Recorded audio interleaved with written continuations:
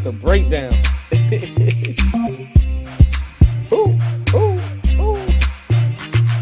That is the breakdown. Welcome to the Hot Minutia. I am your host, Barry Long, the second, not the first, not the third. We are live on today's California.com. We're live on today's Canada.com. We are live on CoachellaValley.com. We are live all over the Twitterverse, all over the metaverse, all over the universe. Shout out to my main man, Rudy Reyes. Rudy Ramon Reyes, how you doing, brother? Hey, man, I'm doing good. I think Derek Carr's probably doing just a little bit better. The putt just got sweeter, and someone is stirring it up. Now these two guys are headed back Fresno State glory, as it were, now for the Las Vegas Raiders. So that's certainly a topic of discussion we're going to have here on the show. But you know what? I'm doing good, but Derek Carr obviously doing better. He's doing great. He's doing fantastic. We're going to talk about that Davante Adams being traded. It was a blockbuster trade that we heard about today, this afternoon. Huge. I mean, one of the biggest trades that's gone down in a while. We also found out that Deshaun Watson is rumored to be headed to the Atlanta Falcons. We know he is from Georgia. This is not been confirmed yet, but yeah, it's a not spreading those lies. That's right. I can't think of any. There's a lot of songs with Georgia in it, but yeah, he might be headed back home to Georgia. We also saw Mitch Trubisky be introduced to the Pittsburgh Steelers fan base today, and he said some pretty honorable things about Pittsburgh and wanting to be there. We also saw Baker Mayfield. We had quite a bit of conversation about him yesterday. We saw that he requested to be traded from Cleveland and was subsequently denied of that trade. Oh my gosh. I wonder why, because maybe Deshaun Watson is not headed to Cleveland. So they are now all back in on the Baker Mayfield bandwagon. So we'll see what's going on with that, as well as some NBA. We'll talk Steph Curry. Now, the Warriors were looking as one of the prominent teams that could come out of the West. They were looking like they were pumped and primed, ready to win the NBA Finals this year, or at least get there. Now that is in jeopardy because we found out that Steph Curry will be out indefinitely with a foot injury. He's got some ligament issues going on. We know what's going on with Klay Thompson. So we'll talk about that as well. But please comment. We love all of your comments. We love everybody for sharing the show and just liking the show. This is live on CoachellaValley.com, today's California.com, and today's Canada.com. Now let's start off, and I want to hear your thoughts, Rudy, on this Davante Adams trade. He was traded today, and we knew that Aaron Rodgers got paid from the Green Bay Packers. I think that Aaron Rodgers should have waited, made sure that Davante Adams was going to get paid, and made sure that he was not going to play under the franchise tag. But instead, Aaron Rodgers wanted his damn money right now. He got his money. He got his $50 million, and now his number one target is Allen Lazard. If you look at the depth chart of the Green Bay Packers right now, he literally has nobody but him and Randall Cobb to throw to. So this team is not going to be a juggernaut of an offense at times, like they were this past season. They'll probably look more like they did against San Francisco, where they were only able to put up 7 points, and they looked like they were stuck in mud. So I feel like Aaron Rodgers got his paper, and now he's left looking at the cupboard is bare, and now he's got nobody to throw to except Allen Lazard and Randall Cobb. What do you think about this trade going down today with Davante Adams? You know, I'll be honest with you. When I look at the NFC North and I look at the Green Bay Packers, they look as though, even with this Davante Adams trade, still running the NFC North. And I'm not going to take that away from them, at least not quite yet. We've seen Davante Adams, former Fresno State Bulldog, basically just put the team on his back in so many different ways, set the team record at 115 catches. He's at 116 and counting in 2021. But actually, when you look at, he's had four great seasons in the Packers uniform. He doesn't get to play in the snow. He's now a dome guy. So there's no dome like home, and that is now Las Vegas to play with Derek Carr's former Fresno State college teammate and quarterback that basically, I mean, you don't get paid in the NCAA.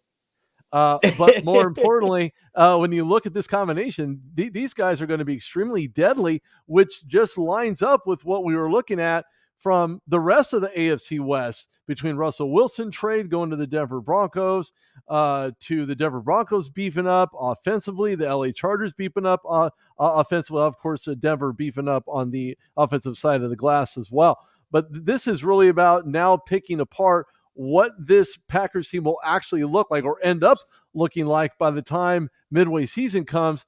And I'll tell you, when I look at this trade, This is a third and a sixth. Yeah, okay, it's marginal. I would have asked for a first-round pick from a guy who brought so much glory. And one of the reasons why, again, talking about wide receivers getting quarterbacks paid, Devontae Adams certainly did that for Aaron Rodgers. The biggest question on Aaron Rodgers is whether or not he can go 0-4 in the playoffs to make it 1-5 in playoff appearances. That remains to be seen. A lot of football to be played before we can hand out that verdict. But I think Devontae Adams is absolutely ready to blow up this Vegas Raiders base and become that number one guy. And Bill Senso decided to chime in. How you doing, Bill? Thanks for chiming in with the bell that rings so loud.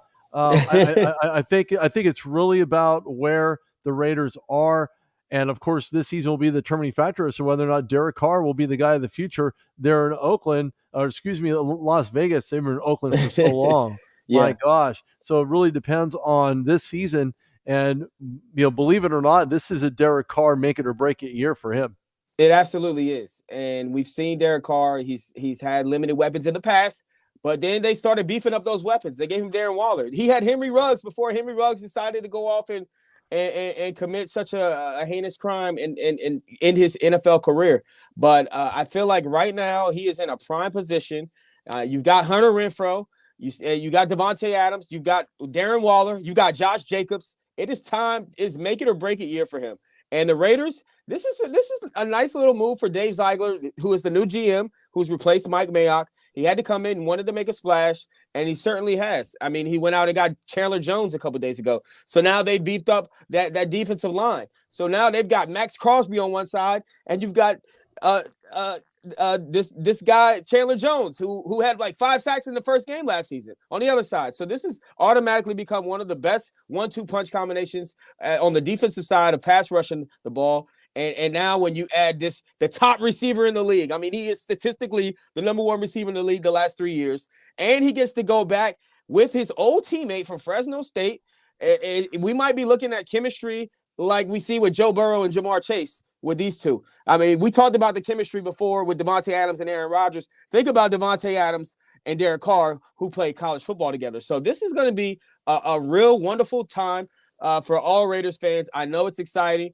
But one thing about Devontae Adams, he's going to put in the work. He's going to be one of the best route runners in the game, and he's going to be one of the most dominant wide receivers in the game statistically and night in and night out. So this is a great move for Dave Ziegler. I think the Raiders just automatically establish themselves as a playoff contender team, maybe a playoff for sure team, but they're still in the AFC West, which is a tough division, and it doesn't make them better than the Chiefs. But it damn sure does make them competitive with the Chiefs.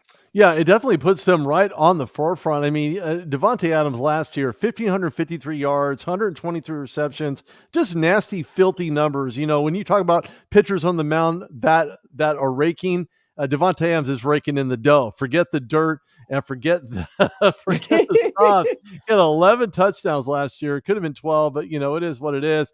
He's one of those guys that automatically makes you better, automatically puts you in contention to be in the playoffs and have that part of the conversation enabling you to make a playoff push. And this AFC West just got that much wilder. And I thought it was wild when Russell Wilson was traded, but between the Chargers, Kansas City Chiefs haven't done really a whole lot. They did re-sign some guys, maybe a couple of free agents or two, but for the most part, they're really keeping this nucleus exactly where it is. And hopefully those moves will put them back in contention and win the AFC West. But right now, it is no holds barred, as we've seen lots of teams. We were talking about this yesterday, beefing up for a run. It's a winner now scenario.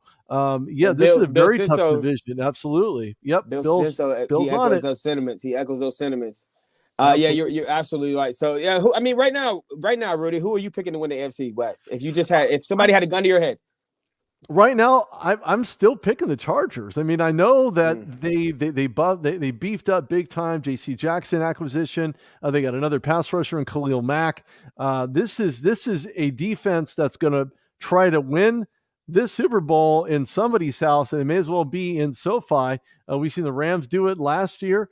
Of course, they weren't the home team, but I think the Chargers will certainly have an opportunity to make a run a lot sooner than later with all these 1 year, 2 year, 3 year tenders.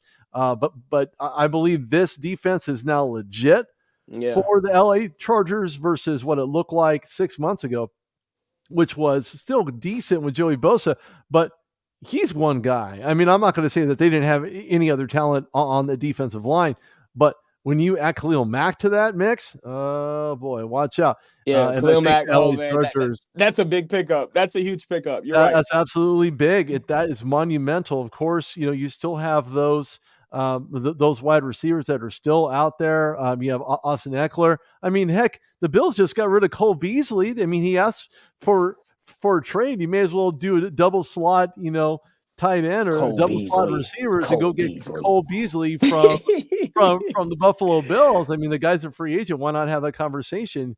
You can't go wrong with either one of these guys. They look real similar. You still have in the AFC West, Denver Broncos. I mean, they got Russell Wilson. This is going to be the toughest division automatically on paper. It's the toughest division in the NFL. But I'm going to go out on a limb. Call me prisoner of the moment. I'm a lot of times the prisoner of the moment. Forgive me, Lord, forgive me. But I'm going to say that this move puts the Raiders ahead with the Chandler Jones acquisition. Let's not forget Max Crosby. He was the number 2 guy, and statistically, when it comes to pressures on the quarterback behind Aaron Donald. So you put Chandler Jones on the other side. I mean, it's make it or break it. You got to get a right tackle and a left tackle. Forget just having a blindside guy. You've got to have somebody that can block both sides of that line. And I feel like this team, if Derek Carr gets a haircut, as long as he cuts that damn Lego hair, I feel like we'll see the old Derek Carr back. He starts looking like Derek Carr. He'll start playing like Derek Carr. And we might see the Raiders, who were very competitive this season and almost had a chance to win the division. It wasn't for Derek Carr throwing it away in double coverage. Yeah, you're right. You're right. Again, there are plenty of quarterbacks, and we've had this conversation before, Barry, when you're talking about guys who were almost there, the Jimmy G's, the Josh Allens, but there's one difference between, actually there are plenty of differences between Josh Allen and Jimmy Garoppolo. He makes very sound decisions. Guys like Jimmy Garoppolo doesn't make that good of a decision at times. And you look at Derek Carr, also the very same thing. There's so many moving parts of this AFC West. It's really tough to know who's going to do what, when, how, and why.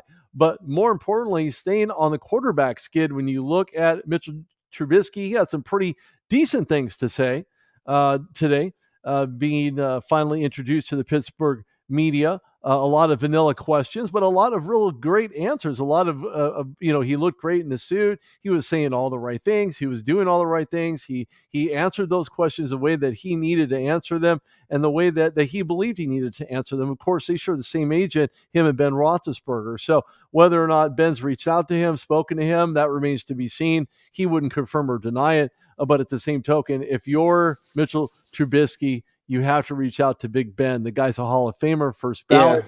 And certainly a lot of things you can gather from a guy like Big Ben to not really lean on to, because he's not captivating that way. Ben is not going to lead a guy to water. But now that he's out of the league, he has the capabilities and propensity to maybe give Mitchell Trubisky a few words of advice and wisdom as he spent so many years there in the Steel City.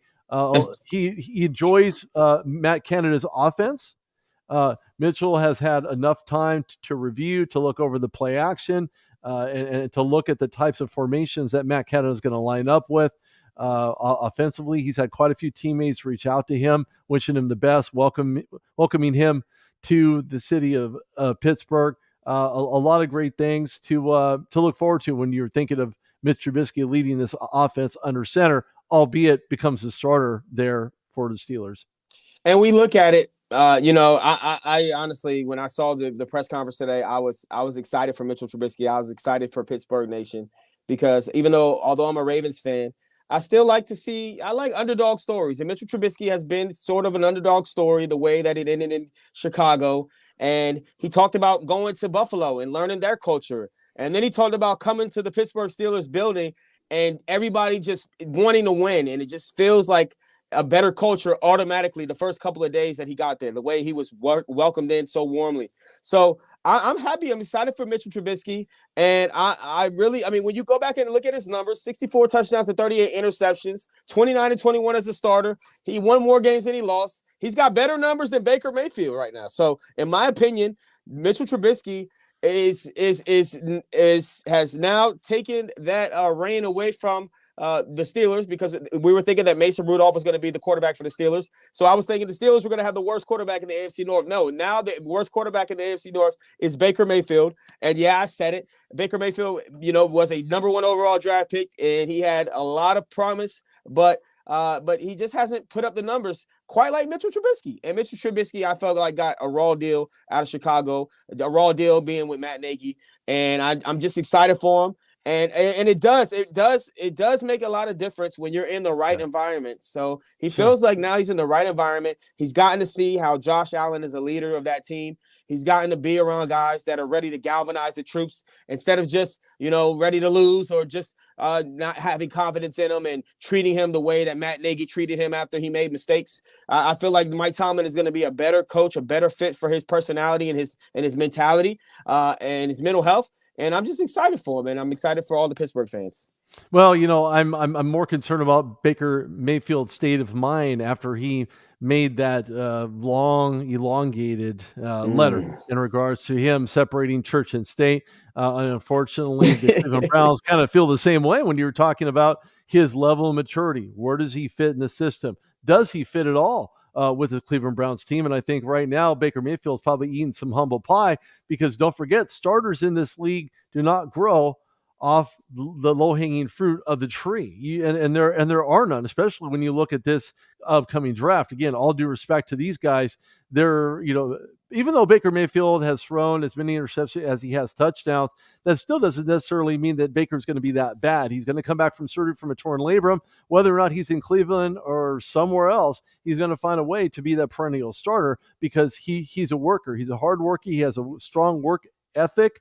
And I think that he's going to do a lot better, a lot sooner. And again, whether it's in Cleveland or not, I think he's a proven winner. He has a mentality to do that. The problem that I have with him is a level of maturity that I don't think he does possess when you look at his inability to have that role, to be able to communicate the type of maturity that I believe that he can resonate within all the players, within the locker room, and captivate his coaching staff, quarterback coach, head coach, to say, you know what, I'm the guy, I can do this.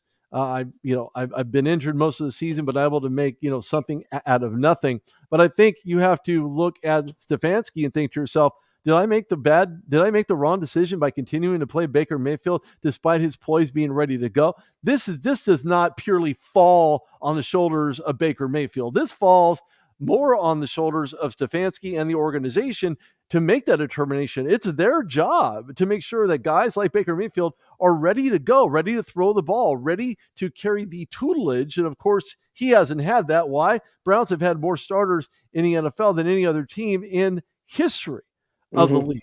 So it's terrible. I mean, seriously, this is a carousel that just won't stop turning.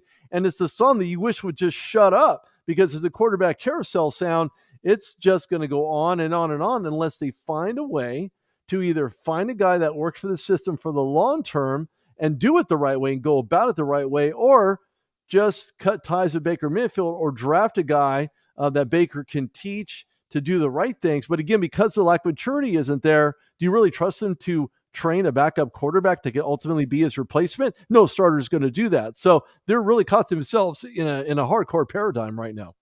And he kind of reminds you of a Brett Favre with his gunslinger mentality, the way that he doesn't really care, about what people think. And and I don't know what it's become. Like I am a guy who roots for the underdog. I love a good comeback story. Everybody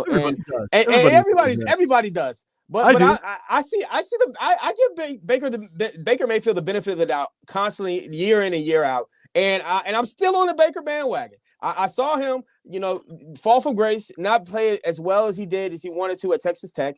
After being a walk-on, I saw him go to Oklahoma with Lincoln Riley and light it up and become a Heisman Trophy winner. I saw him become not even considered to be a number 1 or first-round draft pick, to become the overall number 1 draft pick. I've seen him constantly, always defy the odds, and I just always feel like Baker Mayfield gets the raw end of the stick. Now, whether he's brash, He doesn't care what he says to the media. He'll even criticize local media in Cleveland. And he's grabbed his junk against other teams. He has a lot of moxie. He doesn't care, a lot of blue collar mentality. And people are sick and tired of the commercials, especially when you're not winning. I mean, people are sick and tired of seeing Aaron Rodgers and Jake from State Farm and Patrick Mahomes, but they're winning, so it's not as bad. But when you see Baker Mayfield on every single commercial and he's losing every single week, and people get tired of that. So there's a lot of stuff that comes together and combines for Baker Mayfield to be this polarizing figure in our society. And I kind of root for Baker Mayfield. I know that he played through injury, and that's probably led to some of his detriment. That's probably led to some of his bad play, because he wants to be tough and he wants to get out there and play with a torn labrum and play with a bad leg or bad foot or whatever. So I feel like if we see Baker, I've seen him perform at a high level before under Kevin Stefanski, the first year they got together, with a good running game, with good weapons around him. Now, I know he's lost Landry, which they had good chemistry together. Didn't really have good chemistry with Odell Beckham Jr., but I feel like if Baker Mayfield comes back completely healthy, and he's got Peoples-Jones, and he's got those two running backs, and Kareem Hunt and Nick Chubb, I feel like they can make some noise. And they won't win the AFC North, but I feel like you don't have a better option right now, because Deshaun Watson is obviously not going to be available, and we're going to talk about that here shortly. He might not be available after tomorrow when we find out that he gets traded to the Atlanta Falcons. So Baker Mayfield is your best option. Does happen. If it does happen. He is. Baker Mayfield can be that best option. He's the best option they have right now. Well, he is, but that is the only option. Right? Yeah. The best ability is availability. And right now, he's available physically. Is he available from a mental and emotional and mature standpoint? That remains to be seen. There's a lot of winners and a lot of losers in all this, but I think the biggest loser is the opportunity to get on that quarterback carousel, which is a ride I wouldn't even want to be on, to be quite honest with you. And Cleveland continues to play that old carousel song, and Baker Mayfield's just caught up in the mix. So whether or not they do something about it in the upcoming draft remains to be seen. But if that in fact is the case and they trade him off, you're going to look at a couple, maybe 1 second round draft pick, 4th or 5th round draft pick, and then you go pick up Malik Willis. That's exactly what you do if, in fact, that falls in your favor. Why? Because we know Malik Willis has the skills, the athleticism, the ability to get out of the pocket, scramble on the run, make things happen with his feet, recognizing the coverage, being able to handle the checkdowns. We've seen him do this in college, so this isn't like a big mystery. Anybody who hasn't watched him should definitely take a look at him. He reminds me of a more wiser, and some of his tweets are a little cryptic at times. I'm not saying he's a worse option, but he's certainly an option to look at, and his availability from that standpoint could be his best ability, especially with the upcoming draft going on in Las Vegas. Yes, sir. Yes, sir. And hopefully we will be out there at the draft. We are live on CoachellaValley.com, today'scalifornia.com, and today'scanada.com. He is Rudy Reyes. I am Barry Long II. We are talking some football right now. Let's get to this Deshaun Watson whole conundrum that may end up coming to a halt and to an end. We don't know what kind of suspension he'll face from the NFL for all of these allegations that he's facing, but we do know that the Atlanta Falcons have been rumored and tied directly to Deshaun Watson. It seems as though right now that we're about 75% sure that Deshaun Watson will be an Atlanta Falcon. We're just figuring out whether or not he's going to waive that no trade clause that he has in his contract. We're also figuring out whether or not they get the right pieces that ultimately the Houston Texans want back. But one has to think that Matt Ryan would be included in that package, because Matt Ryan, I mean, this is a guy who was their former MVP. He was the MVP of the league. Matt Ryan took them to a Super Bowl, albeit they were up and they lost in terrible fashion. You could put that on Dan Quinn and you can put that on Matt Ryan, but it's not all on Matt Ryan. Matt Ryan has performed at a high level in this league, especially with those weapons that he's had when he had Julio Jones and Calvin Ridley, and he still has weapons right now. But at the end of the day, Deshaun Watson is a better player, and he brings more to the table than Matt Ryan does, and he's younger than Matt Ryan. And this is just a decision that most teams would have made, except with the exception of probably 5 or 6, maybe 7 teams. Everybody would take Deshaun Watson over the guy that they currently have. So you can't fault the Falcons for wanting to do this. Deshaun Watson gets a chance to go home where he's from. He's from right outside of Atlanta, gets to play, in front of his friends and family. He's probably going to need that support with all this money he's going to be shelling out with these civil cases.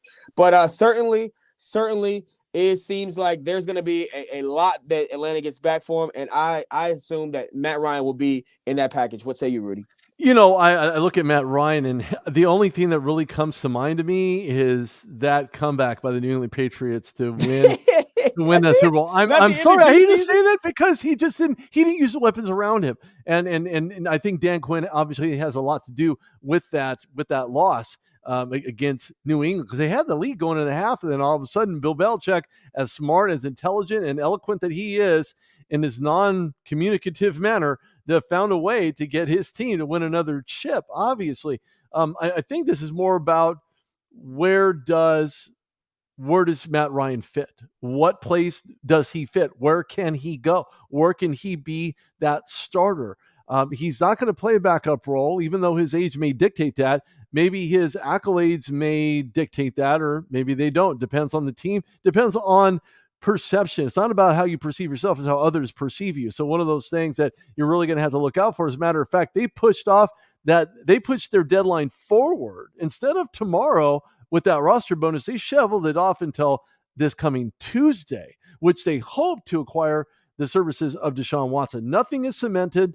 Nothing has been, completely solidified yet in regards to this trade, because he has a no trade clause to try to make the determination as to whether or not he wants to give that no trade clause and sign that over to the Atlanta Falcons, or if that's going to be with the New Orleans Saints. Jameis Winston's on the move. He signed somewhere else for a 1-year deal, so he's no longer there. And as we talked about before on the show, because free agency moves fast, that's why it's called free agency frenzy, because things happen in a blink of an eye. Lots of trades today, lots of acquisitions. So far, just as a side note, there are 3 players, without mentioning their names, who have stated they're going to sign with the team, but decided not to sign with the team. And of course, the Darius Smith from the Green Bay Packers decided to not sign his tender for whatever reason, whatever logic behind that, with the Baltimore Ravens. So that really sets the tone for 3, and I call them renegs, because that's really what they are. When you're reneging on a contract that was designated for you to sign, and right then and there, or maybe within a day or so, to say, you know what, this is what we got. This is what we're offering. But instead, he chose to be a free agent. So does that mean that he has the ability to go back to the Packers because he's familiar with that defense, because he's familiar with those players, familiar with those guys? Quite possibly. Nobody knows. But 3 renegs for 3 outstanding players to just choose the unbeaten, path of being a free agent. I don't know. I don't know if that says that they're not committed to playing in an NFL system, if they just want to sit out a year, whatever the case might be. But don't forget, the longer you are away from football, the less likely that you're going to be in football shape, ready to compete at that level and stay at that level and beat other guys out for those positions, because don't forget, they have the entire year to shine, to give that ownership, to give the coaches the reasons why they belong to be the starter and not the guy who chose free agency and yet to sign with a team instead. Yeah, and Zadarius Smith, I'm a Ravens fan, and I can tell you right now, Ravens Nation is not happy with him. I didn't like that one. We did. We got Michael Pierce back, a former Raven, and we're getting all these DBs back from the injury. We had Marlon Humphreys out. We had Marcus Peters out. I mean, it was terrible. Deshaun Alexander out. It's a lot of people that were out. So we finally getting some pieces back, and we wanted to have Zadarius Smith, but we didn't get it back. But they're mad. But we will talk about more NFL free agency frenzy tomorrow, because there will be obviously some more deals that we're going to see come down the line. But we are live on Today's California, Today's Canada, and CoachellaValley.com. We are the Hot Minutia Sports Show. He is Rudy Reyes. I am Barry Long II. Now, Steph Curry, he came down with an injury, and he is going to be out indefinite with a foot injury. He's got some ligaments that are sprained in his foot, and this could be problematic moving forward. I know that he is a shooter. That it's not just a spot shooter. He's a guy that runs around when he doesn't have the ball. He probably has the most non-ball, off-ball movement in the league. He's kind of like a JJ Redick when he doesn't have the ball. This guy is constantly moving. and he's going to need his feet to dribble the ball, to shoot the ball. He's going to need his feet to get to the hoop. He's going to need his feet, basically. And without him having, healthy feet, you look at the Western Conference standings right now. The Warriors were at 2. The Grizzlies have now overtaken them a while back. Now the Warriors are down at the 3 seed. And the Suns have been able to stay afloat, minus not having Chris Paul. They get Chris Paul back right before the playoffs. This Western Conference, you still got the Lakers in it. This could be anybody's conference, in my opinion, because right now, there's no juggernaut at number 1 like there has been in the past when we had teams like the Warriors. Even a team like the Lakers a couple years ago, where they had a healthy AD and a healthy LeBron, and they were in the bubble. It just felt like it was the Lakers or nobody. But now this year feels like it could be anybody. Hell, it could be Memphis Grizzlies. The way that they're playing right now, the chemistry that young team has, the way Ja Morant is just performing at an all-time high level right now. But right now, the Warriors do not look like they will make it to the playoffs. I mean, they will make it through the playoffs. I don't think they make it out of the West. I think this is the Suns conference to lose, especially if they get Chris Paul back and he's healthy down the stretch. I look at the Warriors, I think to myself, I've had a torn ankle. I know exactly what that feels like. That is something that was so horrible for me, not to suggest that Steph Curry even remotely has anything as bad as I had it, but more importantly, he will be at least scheduled on pace to be a part of the playoff team once the playoff tournament actually does begin. So I don't necessarily rule out the Warriors to say, you know what, they're not going to make it because they don't have Steph Curry. And you're talking about ball movement.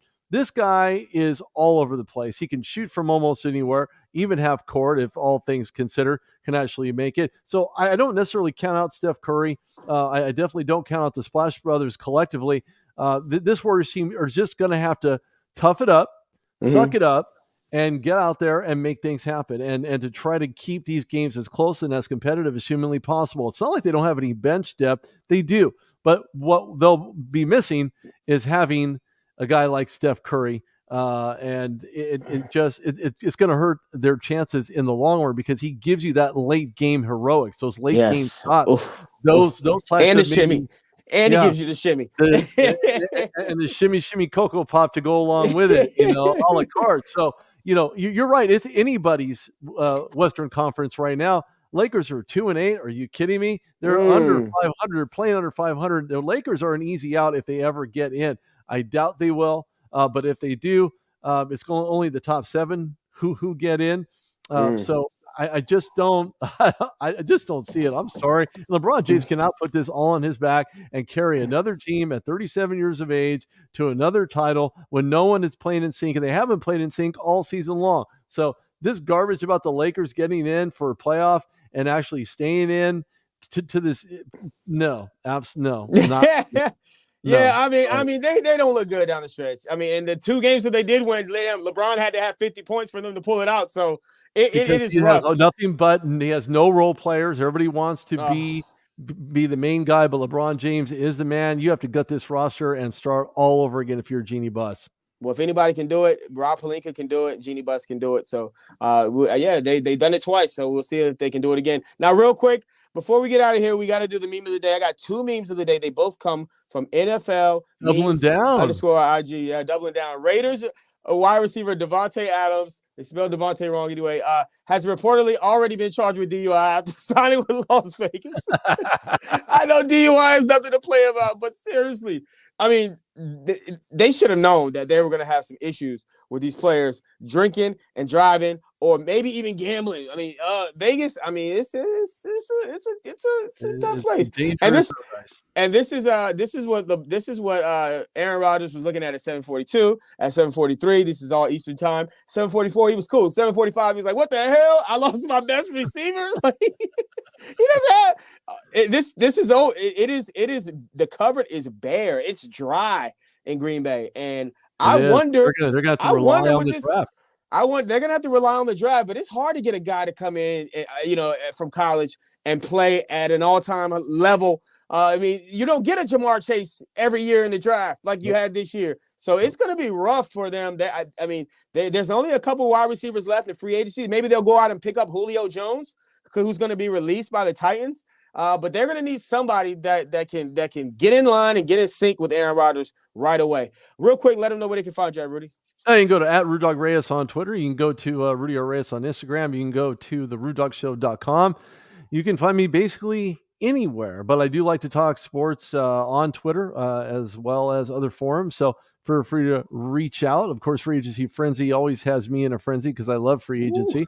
And of course, the upcoming draft with your own shimmy there. So there's definitely a lot to like moving forward, especially in the NFL. And who says it's a no fun league anyway? Get out of here with that. Yeah, and you can find me on Twitter at Radio Barry Long. I'm on IG at Barry Long II, and I'm on Facebook at Barry Long, the way it's spelled right here. Oh, and happy St. Patrick's Day. I am wearing my green. I got on my green. I ain't wearing no green.